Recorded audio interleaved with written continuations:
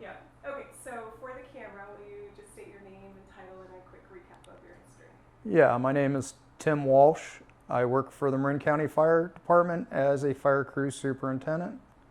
I've been with Marin County since 1998.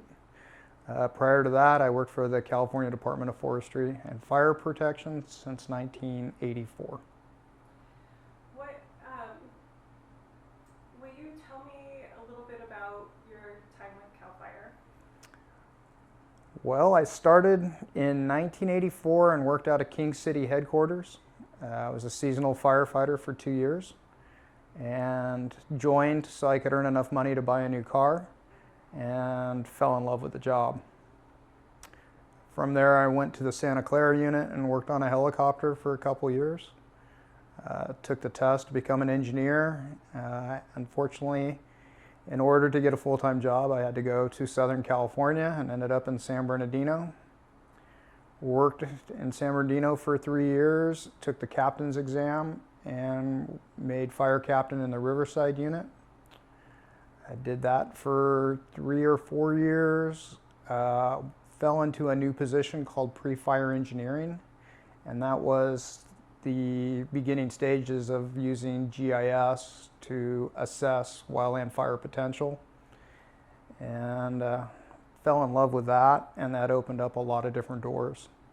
I promoted to battalion chief, didn't really like that, and found an opportunity to come to Central California, some call it Northern California, Marin County, and took the test and came into Marin County as a fire captain specialist, focused on the wildland fire threat, doing GIS and coming up with mitigation plans to reduce the costs and losses of fires, and wanted to start a hand crew program and had the blessings and the good fortune of everything coming at the right place and the right time. Politics to start a hand crew program in 2005, and I've been doing that ever since. When did you stop this again?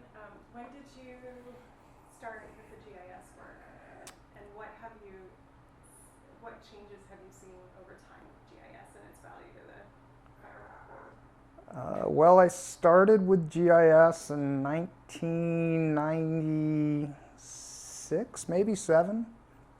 I was very, very much a new technology for public safety. A few police departments were using it. Almost no fire departments were using it. It was part of the Department of Forestry and Fire Protection's aim with their new fire plan they had written. And they wanted to come up with a way to assess the wildlands of California, at least the state responsibility areas, compare apples to apples from one end of the state to the other. More importantly, look at all the different stakeholders that are involved: water districts, utility districts, everybody that has a stake that if there's a fire, they could lose a lot of money. So why not get them on board using this technology? Everybody could visualize the hazard and then partner up to come up with these vegetation management projects. And they thought it would be easier to take a firefighter and teach them GIS skills than take a GIS person and teach them to understand wildland fire. And it was a struggle. I wasn't a computer person. I mean, it was purely a very uphill climb.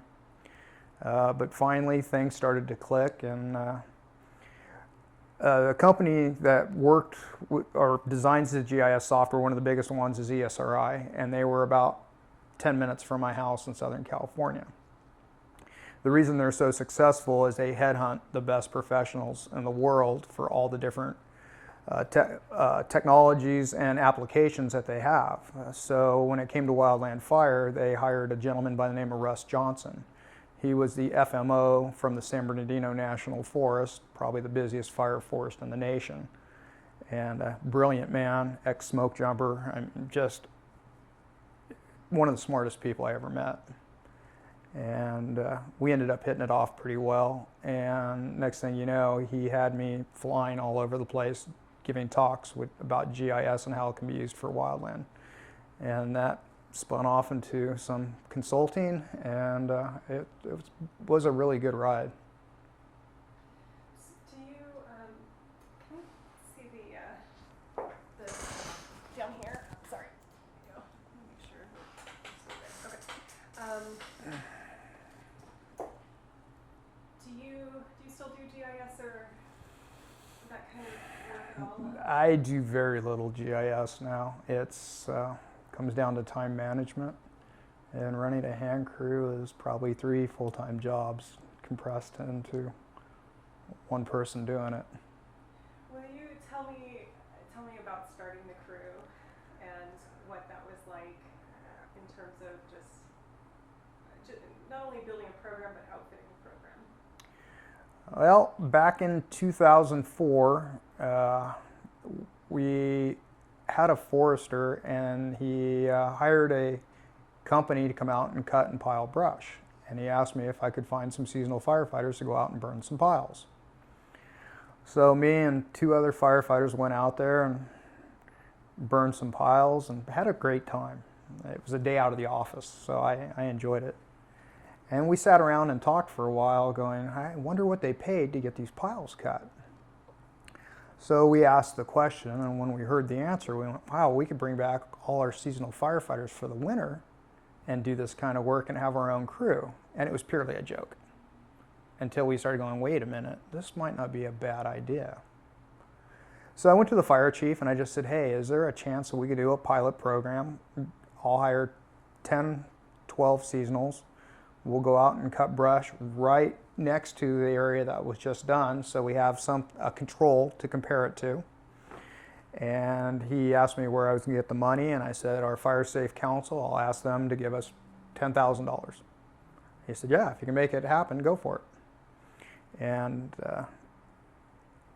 it was fortuitous that I probably had 10 or 12 of the best firefighters in our department, so everybody I had was well-trained, very motivated, and I was very lucky to have found the people to put the effort that they did into this, and they did a tremendous amount of work in a 2-week period. We had fun. The burning went real well, maybe too well, but everything worked out really well. The fire chief was happy, I was happy, and then I went, this could turn into something. So the next off season, I went back to the fire chief and said, hey, I'd like to do it again. He goes, do you have money? I said, yeah, money is falling out of trees. And he goes, what do you mean? I said, everybody wants work done, and they're willing to pay for it. And he goes, give me examples. I said, the college district wants work, the water district wants work, a couple homeowners associations want work. And he said, how much? I go, I can keep the guys working for 3 months. He goes, do it. Perfect. So we were just about at the end of our 3-month period, and he said, where are you going to be today? And I said, up on the Indian Fire Road. And he goes, okay, I'll see you around 2 o'clock. Well, the fire chief, being the great politician that he was, brought a couple members of the Board of Supervisors up to look at what we were doing. He was selling our program for us, is what he was doing. After that day, he goes, would you like to do this full time? And I thought he was pulling my chain. And I said, yeah, I really would. And he goes, put together a 5-year plan. And I'm like, yeah, sure, I'll put the plan together, but I don't think anything's going to come of it. I go, when do you need it by? And he goes, Tuesday would be nice. I'm like, Tuesday? So I worked with our administrative service officer. She is the money person. And we drew up a plan. And after working with hotshot crews, that was the grand plan, is to build something like that. And she told me way too ambitious, as the hotshot programs have a lot of permanent overhead, and they need permanent overhead. And after doing this for a few years, I understand why they have so much permanent overhead. And so she told me to scale up back. And so we said, okay, we'll use 10 firefighters, we'll use a senior firefighter and a foreman and myself for a total of 13. And we submitted it on Tuesday. He came back Friday and said, you got it. And I said, I got what? And he goes, you got your crew. And I said, okay, when are we going to start this? He goes, you got 30 days to be operational. I said, I don't have a station, I don't have people, I don't have rolling equipment, I don't have tools. He says, figure it out. And that's how the program started. Wow. So, 30 days to buy all the equipment that you needed. Oh, it started very slowly, very, very slowly.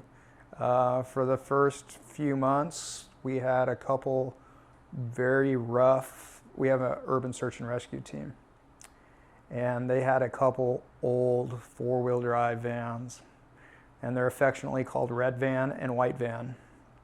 And we used red van and white van both at the same time for a while. We finally were able to purchase a Type 6.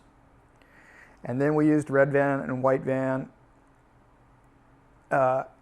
One would run for a while and then it would break down, and then the other one would be brought into service, and we kept trading back and forth with them depending on which one was running. It was very slow to get the Crew to where I think it is today, as far as the rolling stock, the level of training, the demands we have on our guys. I mean, every fire we go to, we're watching other crews. You know, what can we steal? What can we learn? What can we take away from them that we can bring back? And you know, and it doesn't matter if they're inmates. It doesn't matter if they're federal shots, BLM shots. We don't care. We'll learn from anybody, and that's keeps us growing every day. When you worked for CAL FIRE, were you engine the entire time, or did you run hand crews? No, it was probably one of my biggest mistakes. Is I was one of those young guys who thought he had to promote to the top. And so I was trying to do everything and anything in order to get that diversity of experience that you need to promote. And that's how I ended up in GIS. Is the first job, the only job I really wanted was to be back on a helicopter, because after doing that as a seasonal firefighter, it's the dream job. They were hiring 2 captains, and I came in 3rd in the interview, and I was very saddened. And I didn't work out of the right battalion, so, and I understood that. It's politics, it's who you know. And so another job came open, and it was the Joint Apprenticeship Committee captain that worked out of region office. And they are to track all the apprentices in throughout the South region. It also functions as the affirmative action officer. And I kind of knew why a white male with a shaved head was probably not going to be the voice of affirmative action for Southern California. But I was sad just the same. And then that job came up for GIS, the pre-fire engineering, and nobody knew anything about it. And I was lucky enough to live as close as I did to ESRI, and I went down there and said, can you please explain what GIS is? Because I don't think I can spell it. And they did a really good job. I mean, they gave me books and videos and everything else. So I went in the interview sounding like the smartest person in the world. I could not operate a computer, but I sounded very good. So, it's really funny. So you went, okay, so you did GIS work, and then you went into management, essentially. I did. I did a lot of ride-alongs with the camp crews, the inmate hand crews, when I was going to promote to captain. Generally, if you score high enough on the list, you can kind of decide whether you want a station assignment or work in the camp program. And I chose to go to a station assignment, and now that I'm running crews full-time, biggest mistake I ever made. Because again, if you can lead 14 to 17 inmates, that leadership skill set is going to help you do anything else the rest of your, everything else is going to seem very simple after that challenge. And some of the guys I work with that do that job, amazing leaders. And yeah, I should have done that. I absolutely should have done that. Never knew I was going to run a crew. Tell me a little bit. Let me make sure. Sure. I've got good Water. notes here. Yeah, absolutely.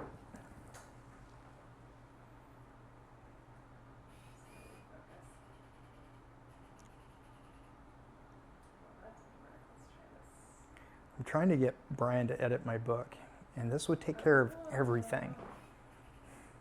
So you have it written? I have the Cal Fire piece written. I don't have the Marin County piece written, but it's 180 pages. Wow. Well, I'd be interested in reading it. Well, he's got an English degree from Dartmouth. If he can't use it one time. Well, I have an English degree. Oh, really? My undergrad is English, and then my master's is in wildfire. Oh, it's much better to meet you now. Oh, thanks. That's great. So I wanted to touch base on leadership because you brought it up with Cal Fire. I'm guessing that a lot of what you do is mentoring and just providing guidance. What are like the big lessons that you've learned from running Hand Crew in terms of bringing people up the right way? Probably the biggest lesson learned is taking a few more steps back, doing a lot more listening, not necessarily yelling as much, realizing that a lot of leadership can come from below, and that the internal peer pressure of the group is always going to be stronger than the orders I throw at them. And to get them to want to do something versus being told to do something is going to give you way faster results. And more importantly, they're a lot more welcoming the next time you throw a challenge at them. It's a slow lesson to learn. It's a very slow lesson to learn. I think taking the time and investment on finding the people that you know are going to continue to move up the ladder, putting extra time into them, pays back 10 times when it comes to time management. Once you develop those people, they pretty much will run your crew for you. You support them, you get them the gear they need, the water they need to drink, the food they need to eat, very little guidance. You know, hey, we're going up that ridge line. We need an 8-foot cut, 4-foot scrape. Let me know what you need. It pretty much takes care of itself. But once you figure out those little investments and the paybacks they have, it's pretty amazing. What are the characteristics that you look for in one of your guys? I think the biggest characteristics, and it's probably the hardest to find, and maybe I'm just the old dinosaur now that I always laughed at, is the selflessness, the ability to look beyond themselves, to look at how other people are doing, how are other people feeling. It's probably one of the neatest things on crews is when you start off as a bunch of individuals, and through the course of the year, through the course of mutual suffering, you see the group really turn into this very bonded unit. And you know the guy's got his last water bottle on board, and you see him pass it off to somebody. That's when you know you've done your job. That's selflessness. That's when you know these guys are going to sacrifice for each other so the whole team can perform at a much higher rate. Those are the qualities. You know, it's the same. You want them to be physically fit, absolutely. You want a certain amount of intellect, but I found out that a 4-year degree doesn't mean a person will ever be able to take a chainsaw apart. Well, no, they'll take it apart. They will never be able to put it back together again. So there's street smarts and there's book smarts, and oftentimes the two do not equate to being the same thing. What's your favorite part of the job? The favorite part of the job is finally getting to that point where the crew runs itself, and to see where you've taken these guys that have almost nothing in common at the beginning of fire season.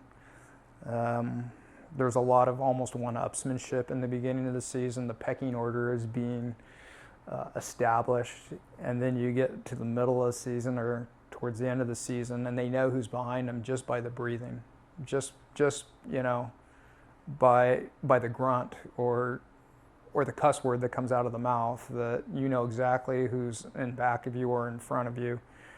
And that part of the season where, you know, you hear them laughing and joking and know that they're not strangers, but they would literally do anything. And then, you know, guys start moving in together, and you see that these lives have changed. And they form these friendships that go well beyond. They might move halfway across the state for a permanent job, but they're still end up being the best man in their wedding, or, you know, the friendships that created on this crew are pretty huge. I miss that camaraderie. Yeah. It's a lot. Do you have a favorite story that you tell about the fire line? Oh, that's going to take some thought. I do. I was a fire captain down in Riverside. I worked in a very busy station for not just wildland fire, but it was a wildland station, but we provided all risk. So we were running, I don't know how many medical emergencies a day, a lot of structures fires. It was a very low income area. We described it as ghetto surrounded by white trash. And during the winter months, you only had one firefighter assigned to work with you. And this gentleman was a nugget. And a nugget is basically somebody who has a relation in a high level in the department. And there are good nuggets and bad nuggets. You know, some nuggets you never know who their relationship is. It might be a very high chief in the department, might be a brother, you just don't know what that relationship. And then there's the other guy who lets you know who that relationship is and tries to wield his influence. And, you know, the silent nugget is always working twice as hard in case somebody finds out that he's related to somebody. Well, we had this one kid, and he was one of those silent nuggets. Great fireman, big boy. And my best friend was captain at my sister station, so about 5 minutes away. And so it seemed like this kid would work for him or would work for me at any given 9-month period. So we kind of adopted him, and we trusted him and everything else. Well, we're sitting around the dinner table at night, and the Santa Ana winds were howling. I mean, just blowing to beat hell. And we get alarms go off for structure fire about 3 blocks away. Well, it's an older station, so you actually had to walk outside and run across the compound to get to your garage. And as we ran across the compound, we looked down the street, and the whole sky was a big orange glow. And I just went, wow, this is going to be something. I don't know what it is, but it's going to be something. So we responded down the street, and as we got closer, the glow got even bigger, and it was 3 commercial buildings. They were chicken coops. So they've been there forever, and they're probably 30 feet by 100, 120 feet long, and they became basically a hoarder's paradise. They just crammed all this stuff in them for who knows how many years. All 3 of them were fully involved, and so you have a tremendous amount of heat, tremendous amount of fire everywhere, and a Santa Ana wind blowing it through the field of grass going into a potential neighborhood. And my career dissipation light is just blinking as I'm like, oh wow, this is not good. So I told Greg, my firefighter, and he put on his turnouts because we thought it was a structure fire, and we now had to fight the wildland piece of it because that's the engine we were on. I said, Greg, we got a mobile attack this. You need to get out. We need to shut this thing off before it gets in the neighborhood. We have a Type 1 that's right behind us. He's going to hook up to the hydrant. He's going to get a deck gun on, and he'll start putting it on the structures. But we need to stop the wildland piece of this. He's like, all right, let's do it. Gets out in front of the engine, grabs 1.5 inches. We start mobile attacking, and Greg's putting out fire, doing a great job. Pretty soon he turns around, he starts waving at me, waving me off, and I'm like, so I wave him back to the engine. He goes, it's too hot. And I'm like, Greg, get out there. This isn't the time. You need to go out there and do it. I might have added a few more words. And so Greg goes out there, and he goes probably another 50, 60, 70 yards. Same thing. He starts waving me off, and I'm like, what are you talking about? Get over here. And he comes back to the side of the window. He goes, I can't do it. It's too hot. I said, Greg, You got structure gear on. You're going to be fine. Go ahead. So he goes out and he does another 50, 60 yards. And there's kind of a universal way. If you are mobile attacking and you want an engine to stop, you spray the windshield. Maybe they can't see a rock or something. Well, Greg says he's had enough, and he turns around and he squirts the windshield to get me to stop. The windshield shatters. I'm like, Greg, it's too hot. Get back in here. And that was my lesson, that I probably should listen to my firefighters maybe a little more closely. That's an awesome story. Oh no. What did you say to him? I mean, what? Sorry? I mean, what can you say to him? Oh. That's great. My goodness. What is the, have you had a close call or a scary moment? Mm-hmm. It doesn't have to be with fire. It could be with trees or lightning or anything. But anything stand out that you'd share? Probably the scaredest I ever was is I was a brand new seasonal firefighter. And we were on a strike team, and we were sent out to Coalinga from King City. And we were staging at the Coalinga Cal Fire. Back then it was called CDF. I'm proud that I worked for CDF. We're at the CDF station, and they sent us to a grass fire. So you have the 5 engines and the battalion chief heading to the fire. And they basically split up the strike team to try to do an envelopment action and catch the fire. It was early enough in the season that it was just me and the captain. They hadn't got up to full staffing yet. And again, I'm pretty new. I'm real new. And as we're driving, I'm watching the fire in the grass sheeting, and it seems like it's keeping pace with us. And I'm like, this doesn't look right. I hope we're driving way out ahead of it, because it's moving very fast. So we get out ahead of it quite a distance, and the captain looks at me and he goes, "Have you driven a fire truck before?" I said, "No." He goes, "It's like a car, just bigger." Okay. So I'm feeling really big about myself that I'm driving a fire truck now. I just got promoted, kind of. So I get in the engine, and it's an automatic, so it's not all that tough. I'm pushing the brake, and I'm going about 1 mile an hour. He dumps over the side. There's this embankment that goes down both sides of shoulders. And he jumps over the road and he starts firing the grass out ahead of this main fire that's coming at us. Well, being up on the road and then being up on the engine, I have a pretty good view of what's going on versus him down here. And I'm thinking, wow, must not be doing the math right, because it looks like everything's going to come together at the same time and place.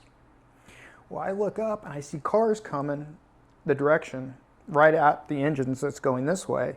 He's putting fire down. There's fire coming this direction, and I'm like, what is going on?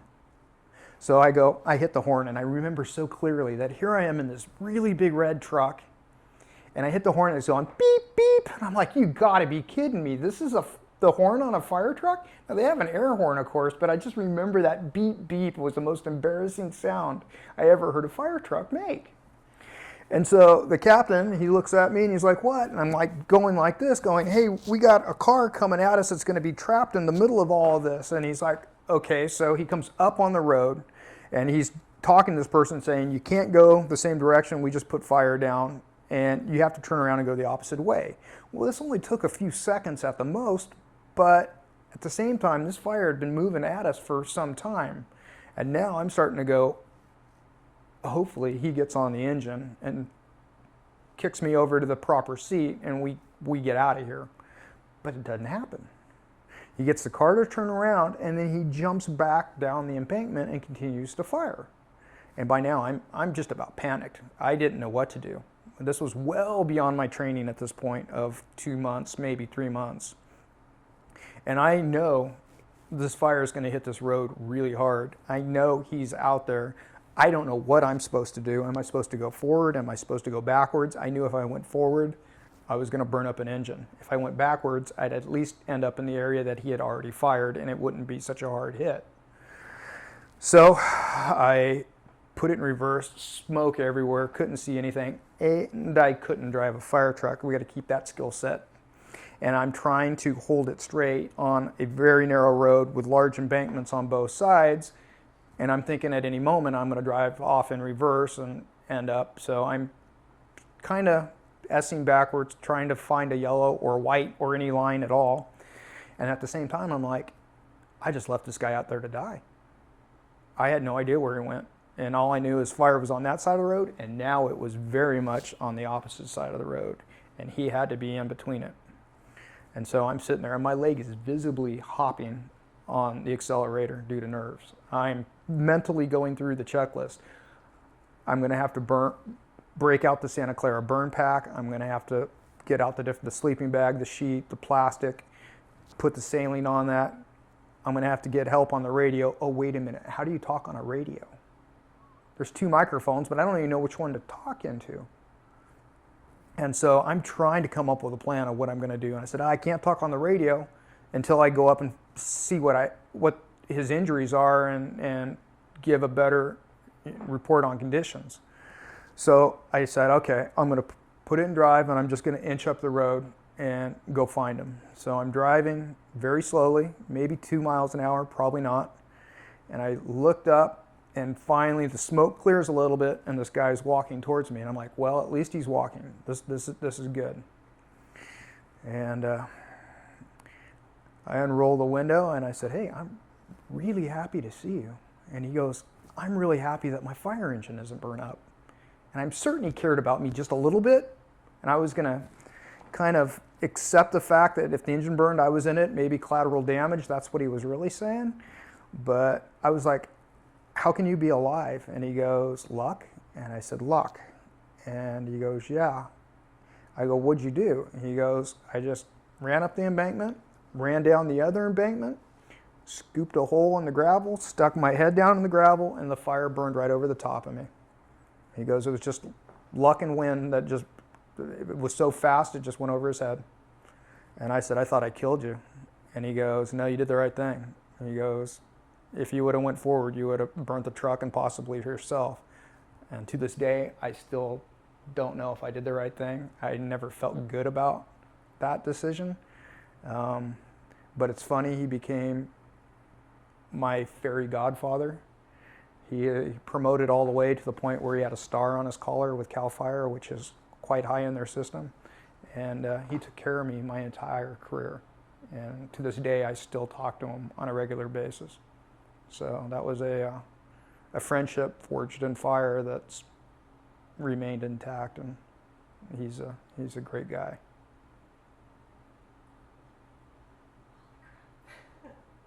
That's a hell of a story. Page 18, if you... My God, I had a similar situation, but not as critical as yours. And I was further along in my career and super pissed that I was put in that situation. See, I didn't even know enough to be pissed. I mean, I was just like, oh, is this what you do? Huh, okay. I can't even fathom. There's a lot of stories. I hear a lot of hotshot superintendents tell this. Like there's a fine line between encouraging your people to speak up and the rookies not knowing what they're seeing and being afraid of it and speaking up. Right? You have to kind of balance experience with just the learning process. There's a lot of things that normal people see that are crazy to them, and just another day at the office for right. firefighters. But so I hear a lot of people, especially when I'm interviewing rookies, they're like, this tree torched out and it was amazing, and it's like, yeah, this is an important experience. And then you hear a story like that where as a rookie, like, well, and then life and death. Yeah, but then there's the other part of it where, like when we went to the Valley Fire, it really was, one of those lifetime fire events. And I have a lot of inexperienced firefighters. I mean, no experience when half of them join every year. And they kept coming up to me going, have you ever seen anything like this? And of course you don't want to say no, you know, because then they're going to become a little bit more scared. And you just go, oh, yeah, I worked in Southern California, you know, Santa Ana winds. But at the same time, you're like, this is a lifetime fire. So sometimes you can't tell them everything. Yeah, it's true. Do you want to talk about the Valley Fire at all? I don't know. Are there any issues with litigation or anything? Yeah, we probably. That's really. You need to talk to Brian. You think about things like that. Like Brian, when he was talking about your website, he's like, yeah, she's going to have the Cal Fire section. I went, have you gone to Cal Fire Legal and asked?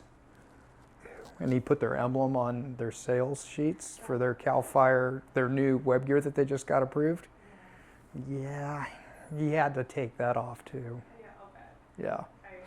I don't mess around with that. But that's very smart of you to think beyond. Yeah, that's probably something. I got a cool video you can watch. Yeah. I'd like to see it. Yeah. I went to the Pentagon. For that? Yeah. As a result of that? No, I went to the Pentagon when it got on 9/11. Oh, well, let's talk about that. What does the Pentagon have to do with that? It's a secret thing. I'm not allowed to talk to you about it right now. If I told you, obviously, I'd have to kill you.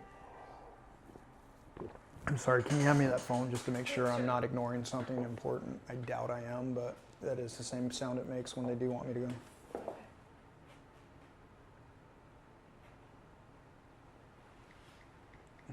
No, I do hope to do a Cal Fire collection, but I need to talk to them. But I also, like in my back pocket, I think talking to some retired folks, you know, that's honestly some of the best stories I've gotten are from people that don't have their jobs on their life. Yes, So absolutely. they Well, say it like it is. that old guy who ended up with the star on the collar, he lives between Sacramento and you, I think. Really? Yeah. His name's Bob Green, and like I said, his dad retired out of Sacramento, so his dad retired way up in the system. So Bob would be probably a really cool, and his brother also retired out of Sacramento. Oh. So but between the two of them, you'd probably get more than enough history to fill books. Cool. Yeah, I'd love a connection if you have one. For sure. Okay, you want to talk about 9/11? Yeah. I was on a fire on the Feather River, and I can't remember if I was doing GIS on it or why exactly I was there. All I remember is the pager going off, and I was assigned to California Incident Management Team 3. And before the morning briefing, we'd already heard about the attacks on the Twin Towers.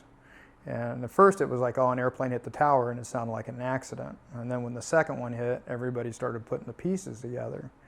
And then there was the attack on the Pentagon. So our pagers went off, and all they said was report to McClellan.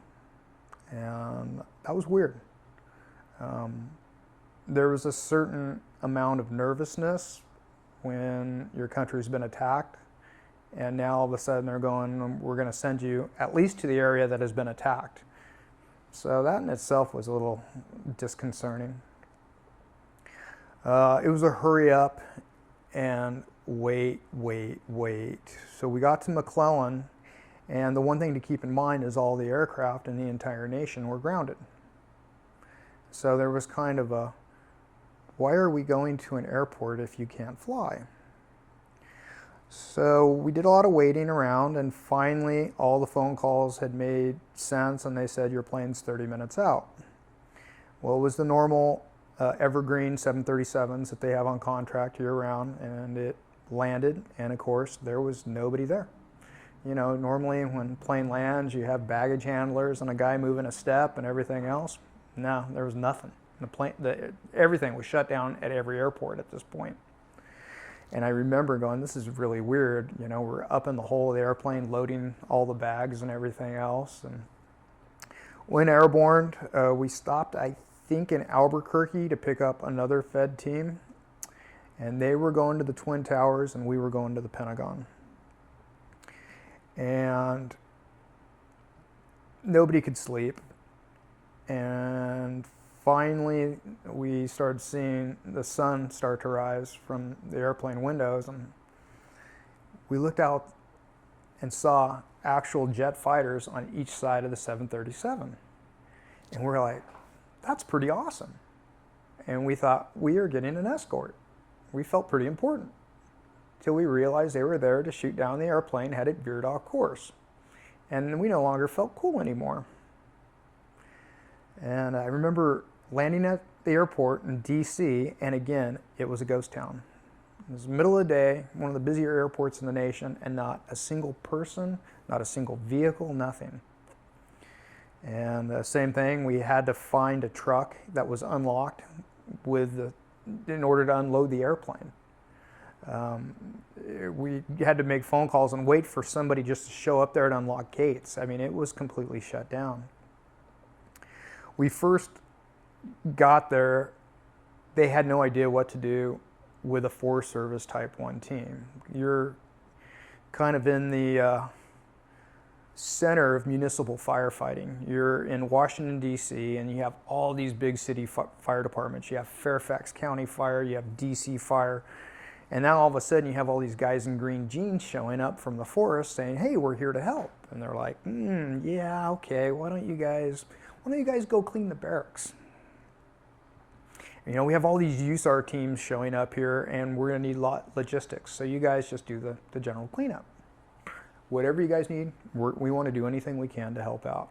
And it was pretty neat, because the pecking order on teams is, you know, your ops guys are always the cool kids, and then maybe the planning guys come next, and then, you know, logistics falls a little lower on the totem pole. Well, now everybody was in logistics, and it was kind of fun to see everybody equalized amongst the entire team. And you know, the guys are driving the little carts to empty trash, and you know, here's these really cool ops guys now being the trash collectors of base camp. But it was really neat. It did a lot to bring the team very close together. Everybody had a dose of, oh, this is what it's like to do somebody else's job. We did that for a couple days. We were mopping floors, setting up cots, anything we could do to support the USAR team. And we wanted to do more. We knew if we could get into the main area of the disaster that there's other skill sets that we bring, just because the teams are used so much that they become very rehearsed at it. And so the USAR teams have very small planning sections assigned to them, like 3 or 4 guys, whereas a Type 1 team has about 12 people to run multiple shifts. And kind of the turning point of the whole incident is they couldn't keep up with the IAPs. And you had people from every jurisdiction in the United States at this thing. You had the Department of Justice, FBI, National Institute of Health. I mean, there were more acronyms on jackets. I mean, they literally have a book it's this thick, that's nothing but acronyms. What's it called?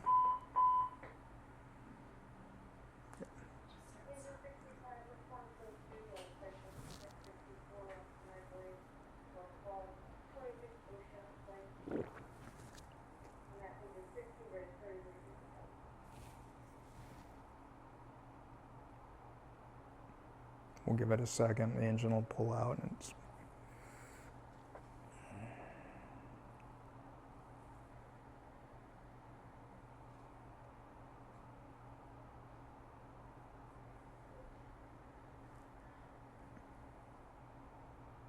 see how fast it takes.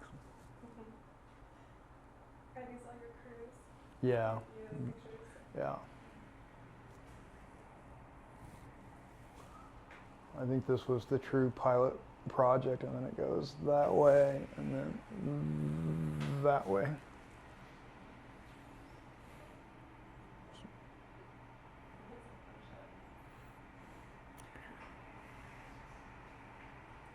I did the steel ad, did Brian show you the steel ad?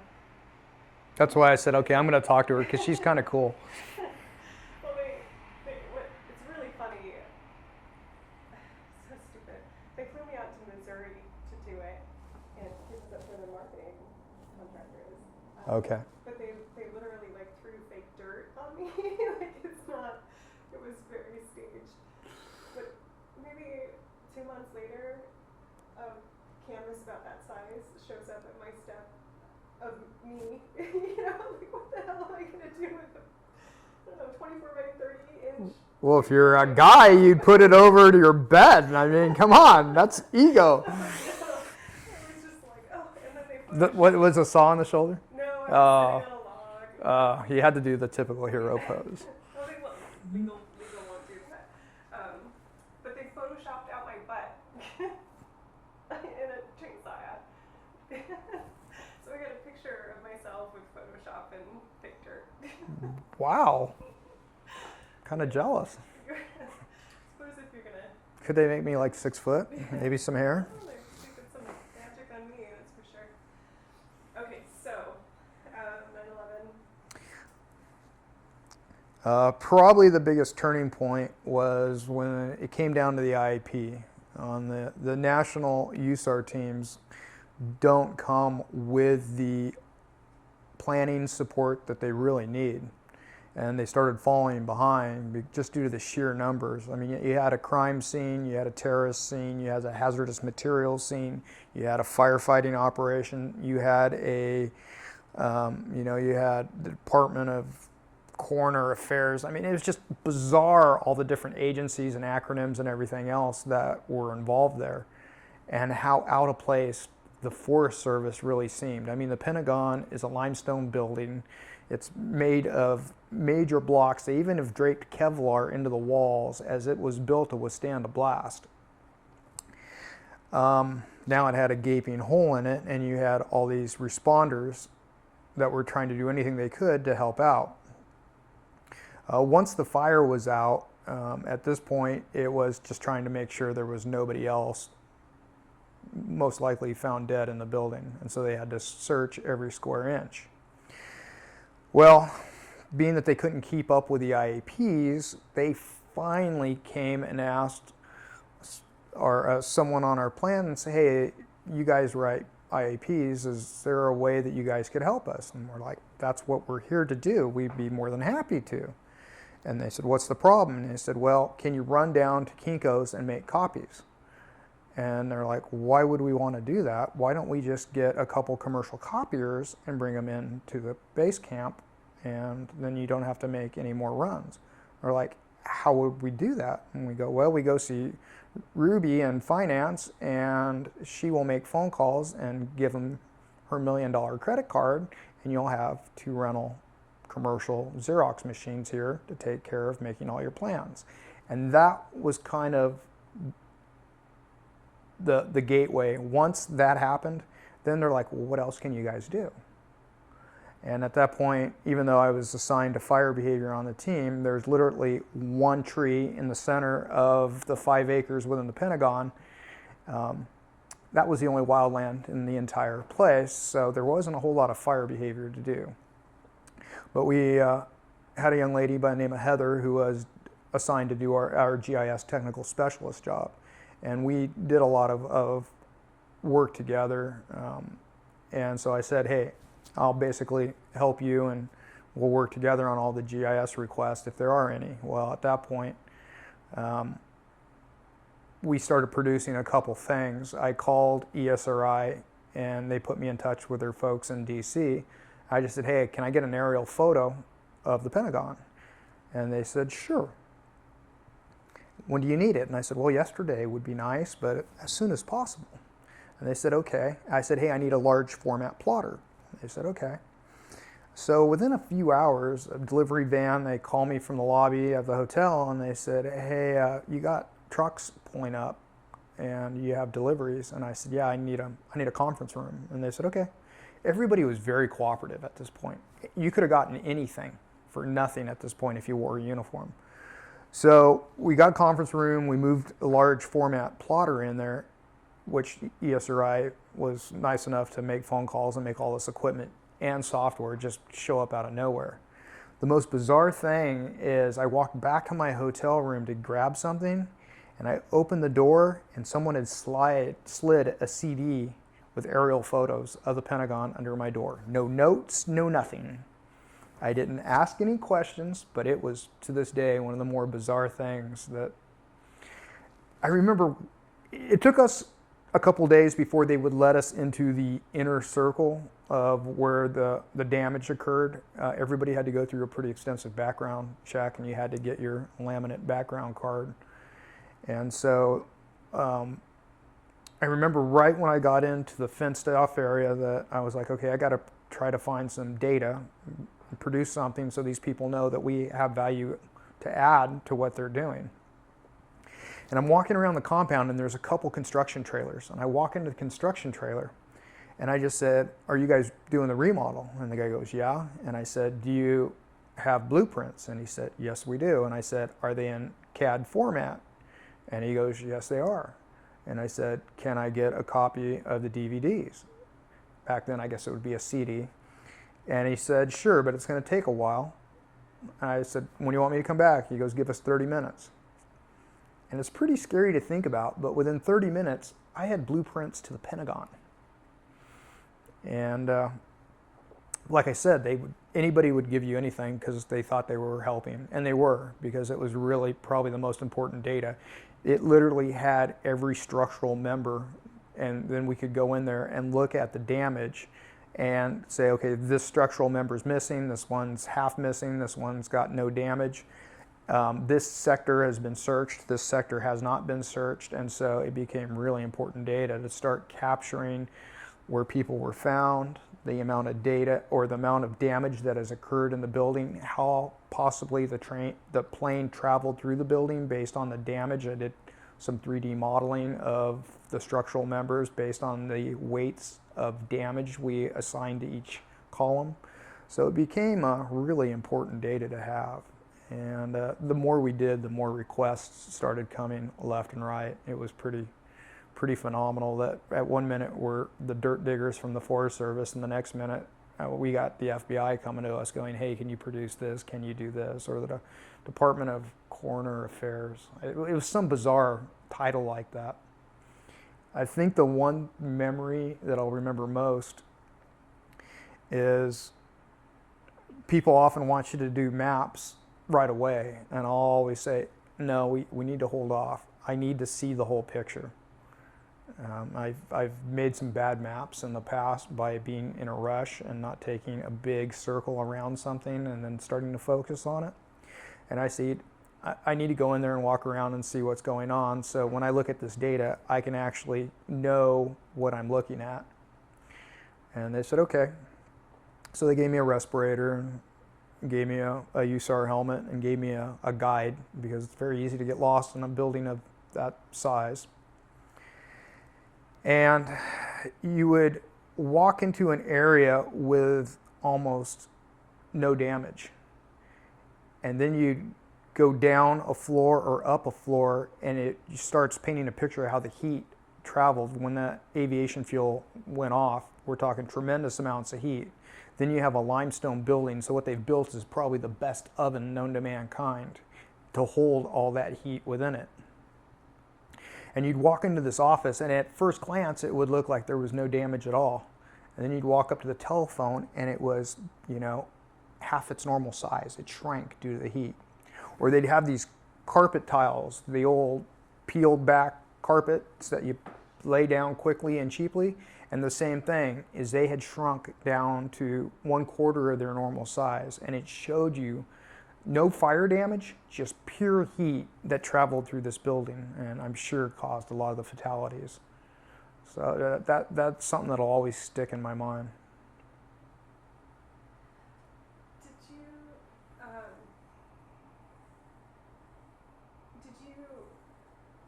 you guys receive any CISM support after that? I mean, that must have been. I mean, there's so many odd things that you just told me about, and then to be outside of your normal scope, and then to experience that much, be on site to see that much fatality and that sort of thing. Did you guys, as a team, do you feel like? They brought in a counselor. For the most part, most of the team didn't see any of the fatalities. I saw things that were definitely scarring. The other side of the coin is when I worked in Southern California, I was running 10, 15, 20 calls a day of seeing the worst of mankind, and it's Some of it won't ever go away, but I think you get somewhat calloused, and it's not right, but it is what it is. Have you experienced any other risk, like the hurricanes or earthquakes or anything like that? No, I think that was probably the biggest. Actually, that's a lie, and I just admitted that on camera. I was a captain in Riverside, and I'd have to look up the year, but the Northridge earthquake, and it was a significant earthquake in the LA area. And battalion chief called me at home and he said, "Would you like to take a water tender to Los Angeles?" I'm like, "Sure, that sounds like a different experience." So they sent a strike team, which I don't know if there's technically an ICS category for a strike team of water tenders, but maybe it was a task force, but it was 5 of us. And we went down there and they split us up into different stations. And it was really bizarre. The area that we were in was really hard hit, and most of the water lines had gone down. And they were still getting a lot of structure fires from the collapsed gas lines. And so they formed, LA City works in task force configuration. So they have stations where they'll run a truck company and 2 engine companies and a battalion chief, and they respond kind of as this moving unit to every call. And so when we were down there, we were assigned to work with a task force. And it was weird because then we had a battalion chief, I think we had 2 truck companies, 2 engine companies, 2 water tenders, and 2 motorcycle cops. And the cops would drive really fast, actually shut down the intersections while the parade followed. And it was a big parade with all this equipment. And it was hard not to get caught up in the amount of people that were going to fire after fire. We went to a handful of really good or bad working structure fires, and that was really impressive. You know, I've always heard about how structured LA City Fire Department is, but to see them perform on fires where everybody had a job, everybody knew what the job was, and it really was that impressive. You know, a guy would get off the truck and all he had was a salvage cover. Another guy would get off and all he had was a canned fire extinguisher, and everybody knew what it was like orchestrated. It was as close to precision that I've ever seen, and it's just because they do it so often. And that was definitely an experience. Is that 92? Does that sound about right? I'd have to, same thing as when I was doing the book, I had to keep looking stuff on the internet going, when did this, that's a byproduct of bald and white hair. It's all starting to mush together. We're at almost an hour now. Imagine that. So we can Me being able to babble, wow, who would have thought? I did want to ask you, especially because of the area that you work in, one of the purposes of the smoke generation is to help shift the public perception of fire so that we are more tolerant of fire in the landscape, to restore our ecosystems and the health of the forest and that sort of thing, which is a little bit contrary to, I imagine, what your kind of focus is here. Especially, you have the fuels management work, but what would you want people to know about fire? And I guess what is important to you as a land manager, essentially, to convey to the public? I think probably the most important thing is fire is going to burn. It doesn't matter where we put the houses or the people. It's always had a role. And we've tried our best to interrupt it. We've done our best to extinguish it. We've done our best to build houses where we shouldn't. And where we've excluded it, the force has come up with new things to cause even a worse problem. New things as pitch canker disease, sudden oak death. Those are 2 of the biggest problems we have here in Marin, where we have entire forest, almost 90% mortality with homes, and it's on the national park land. and we got communities in really bad shape. Well, if you knock fire out of the equation as a cleansing agent, the forest is going to come up with another way to take care of itself and thin it. And unfortunately, with all these dead fuels, when it does burn, it's going to be a lot worse than had we just gone in there and tried, to do some understory burns or other fuel management technique. Right now, the only vegetation management technique outside of chipping is pile burning, and so that's really the only fire we're using right now. But there's still a lot of resistance to it. I'm still putting smoke into the air. I'm still competing with trillions of automobiles in the Bay Area to get a permissive burn day. And then when we finally do get it, conditions may not be perfect, and we may still send smoke into a neighborhood. And I think what I'd want is the public to know that what we're doing is on their behalf. We're trying to break up these large blocks of vegetation, so when we get fires burning, that we have a place to try to make a stand. We're not going to stop them. Fuel breaks don't stop fires. They just give firefighters hopefully a little bit of safety, a little bit of chance to get out there and steer them where they want to. It's a challenge. It's a lot of competing priorities on what needs to happen, but anything the public can do to support the idea of allowing the vegetation management, the control burns, even if they're pile burns, to happen, to write their board of supervisors or other governing bodies to support this work versus throw up the red flags is definitely going to help us be able to keep doing it. It's getting harder and harder all the time. That's a gem that I'll be able to use. It's good stuff. Good. Any other stories? I think we covered everything that Ryan asked for. I'll pull up my phone just to make sure. But any other favorites? I'm sure 5 minutes after you leave, I'm like, why didn't I talk about that?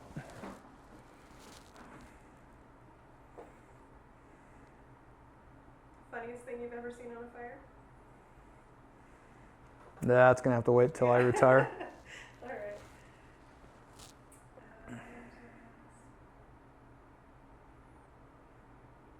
Do you want to talk about the differences between just hand crews, Forest Service versus municipal versus Sure. CAL FIRE? I think that's he says you do so many cross agency boundaries, that would be Right. So.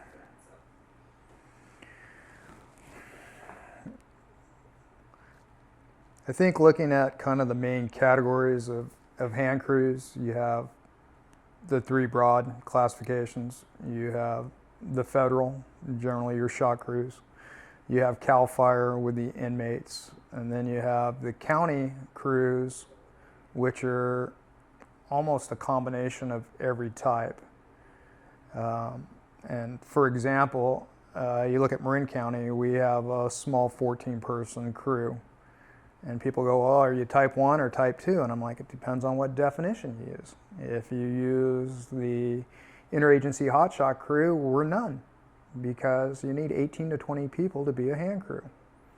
But if you look at Fire Scope's document, local government agencies only need 10 people to be a type 1 crew.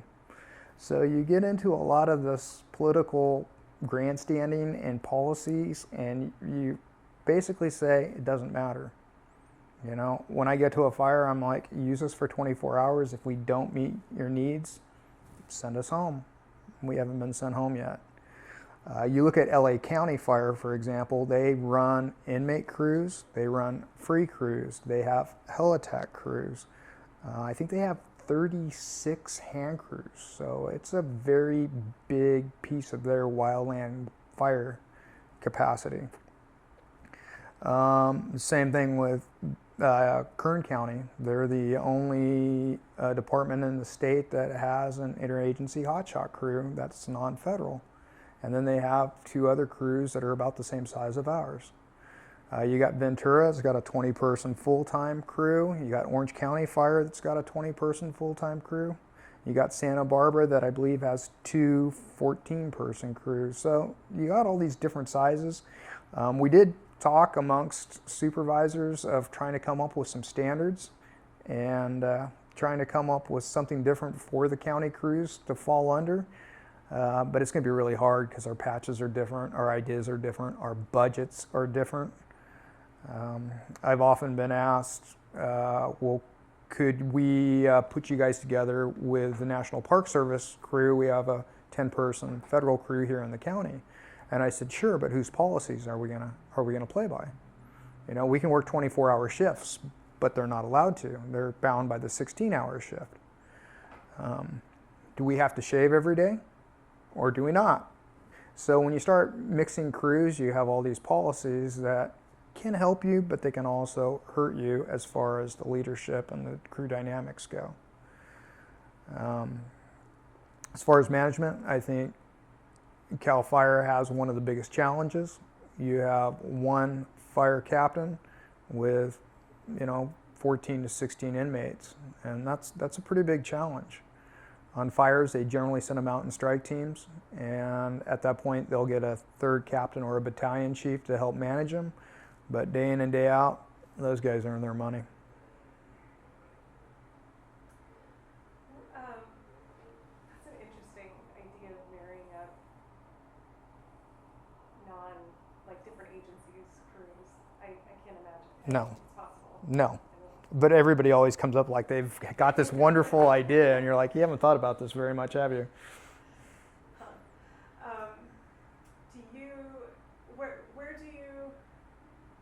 At what point in the season do you feel like you have success? You talked about Sometimes never. never. Okay. I mean, what is your measurement?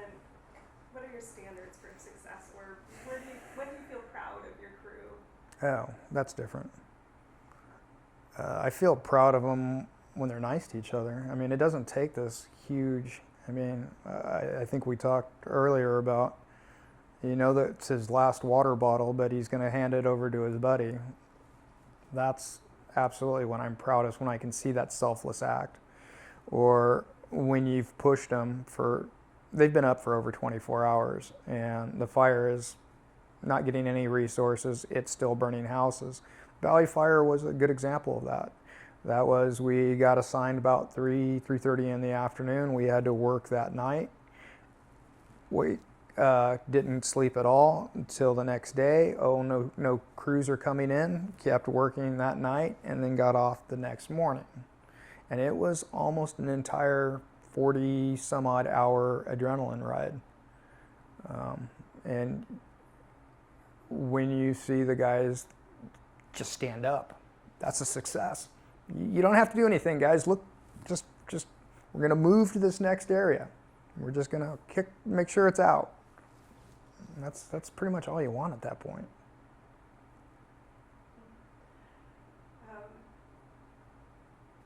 Do you think it would be possible to interview some of your guys at some point? Yeah, Maybe in the future? yeah. I know a kid. My squatty Cole, my saw tech. He's the best. I think it would be really interesting to. I've been able to do it with a couple of hot checkers, but you get the rookie all the way up to the seat. That kind of all the perspectives, and you have a unique program here. It would be interesting to show those perspectives from a municipal. Yeah, no, I think Rip's one of those kids that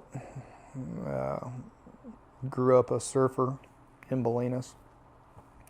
Bolinas is its own entity. It's a very small community here on the coast. They're very proud that nobody knows where Bolinas is. Every time Caltrans puts a road sign up, this is Bolinas, the town tears it down. I mean, it's pretty rough, but the people are very proud of what they have and don't want to share it with anybody.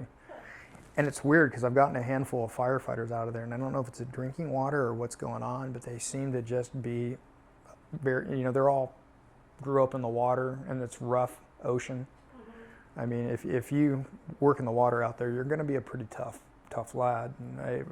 And every guy that comes out of this area tends to be the best firefighters in the world. It's a different environment. I'd love to set up another time to Sure. talk to them. With the caveat, from this time on, it's going to be very hit and miss for you to drive this far out here and then us not being here. Something that we could do in the fall too. If you have a crew on that Yeah. You just come out in October or something like that. Yeah.